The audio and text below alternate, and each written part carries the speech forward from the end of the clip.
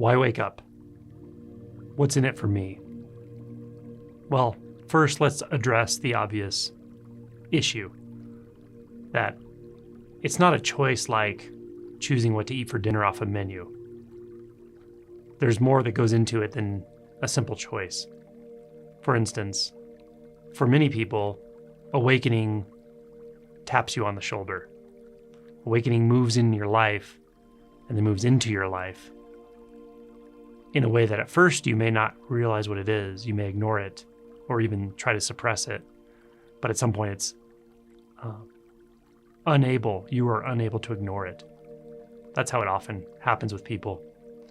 Or you become interested in a way that you're not fully sure what it actually is, but you become interested enough to practice, to work toward it, to inquire, to meditate, or do retreats. But you're still not 100% sure, or maybe even 50% sure, what it actually is or what it means. But over time, practice, things clarify. You become more attuned to what actually is happening, what awakening is. So those are more likely scenarios than just hearing about awakening going, oh, is that something I want or don't want? It's not quite that simple.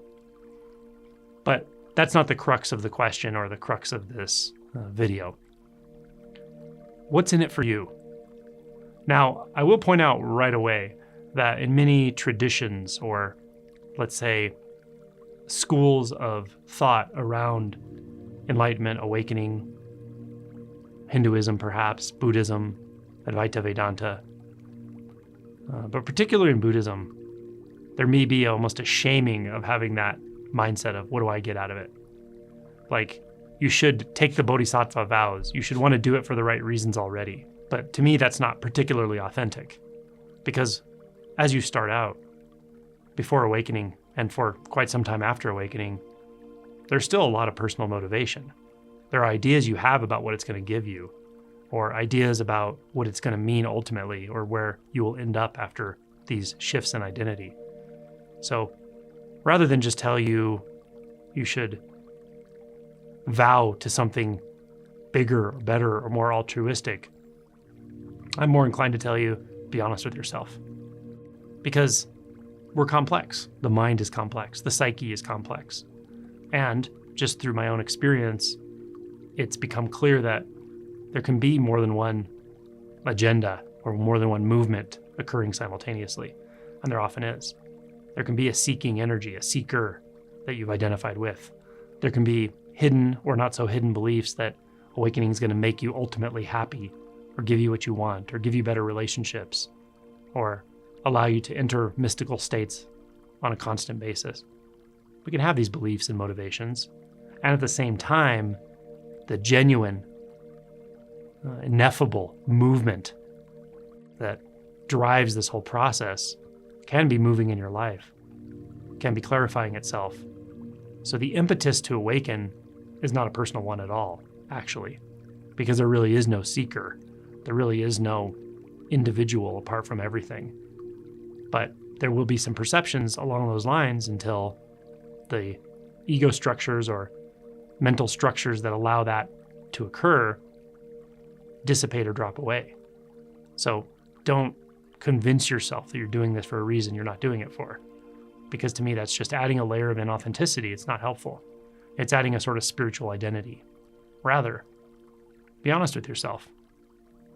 Look into your actual agendas and then explore whether there's something deeper than all of that. Something that wants to know itself, wants to know truth in a way that's completely undescribable or indescribable. It has nothing to do with your agendas or your thoughts or even your seeking energy. Acknowledge that as well. Recognize it, because it's there, or you wouldn't be listening to this. So, from the beginning, I don't discourage people from being honest about their motivations. Seeing that they're thoughts, seeing that they're conditioned is helpful, but don't shame yourself or hide that from yourself.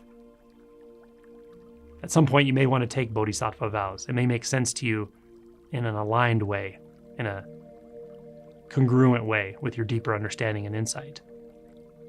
But I would suggest putting that on the back burner for a while. Be authentic, be real, be sincere. Be honest with yourself about what's going on. And interestingly, the more you do that, the more you actually clear the way for this other aspect of your experience to come forward.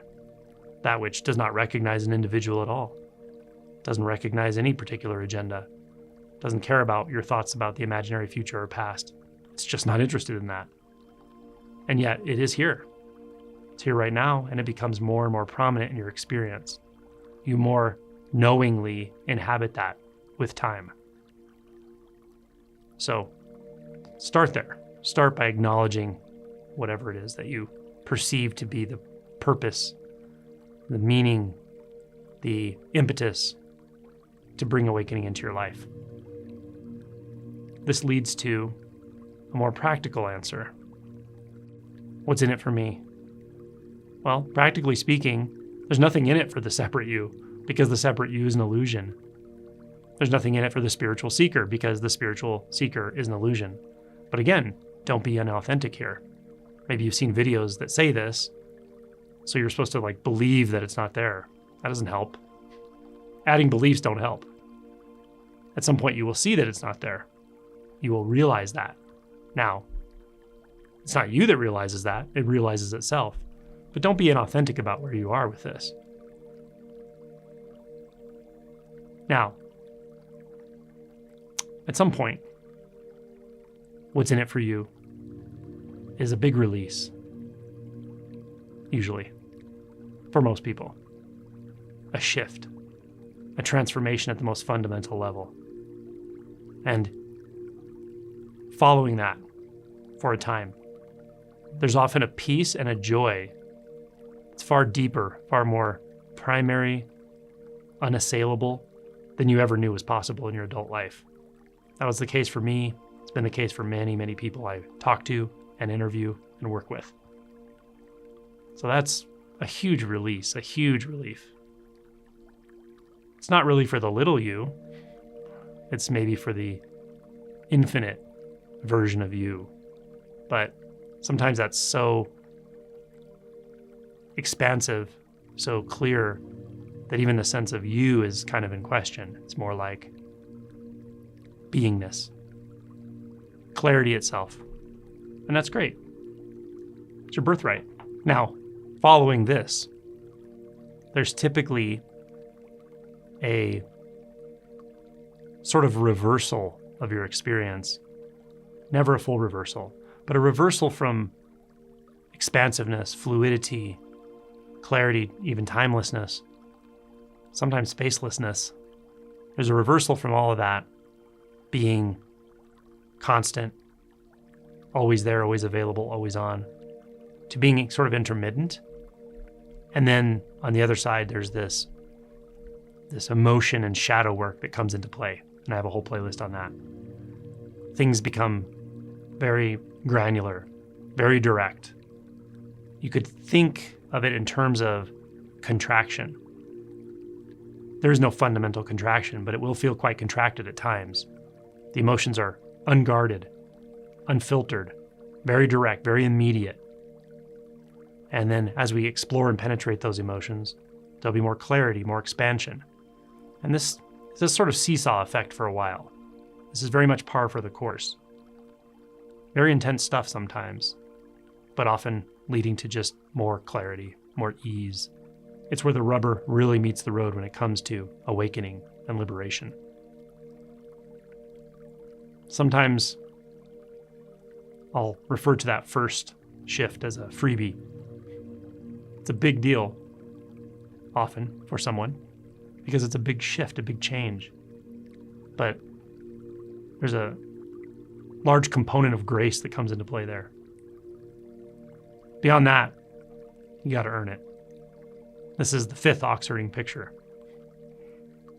They refer to it in a specific way that really goes back historically to the flavor of Zen or Chan. It says, hold that nose ring tight and do not allow even a doubt. Not all practice has to be rigid, focused, and concentrated in that way. But there's a truth to this that there's a lot of work to do to tame that bull. It's been untamed for a long time. It's been running rampant. So it takes a time after that initial shift in the honeymoon period to clarify a lot of this shadow material, investigate, integrate, and on and on. So what's in it for you here? An opportunity to integrate things at a far deeper level than you would have ever been able to without awakening. You won't even always want to be doing it. It can be, as I said, very direct and intense, but coming out the other side, you're always happy that it was there for you, that it happened, that you had that access. And then at some point, there's an abiding clarity, an abiding knowingness that's unassailable and ongoing, fluidity and freedom, peace, but nothing fixed, nothing inherently existing. When we get beyond the insight of non-dual and of no self, anatta, things just look very different. You're no longer concerned with what's in it for me, with awakening or anything else in your life. You're more concerned with presence itself, non-dualistic, luminous presence, and its underlying empty nature. So the problem is solved here from the standpoint of what am I going to get out of it? Because it's a moot point from here on out. You could say the sense of self is so expanded, so clarified, so fully integrated into all sounds and sensations, thoughts, consciousness, movement, stillness, that to talk about a self doesn't make sense anymore, an individual self. So it becomes about the process itself, the Dharma, unbinding, and the unconditioned, which drives this whole process. It's a sort of love affair. There's a joy to this, even when there are painful things happening. It doesn't really matter. There's an equanimity that's all pervasive.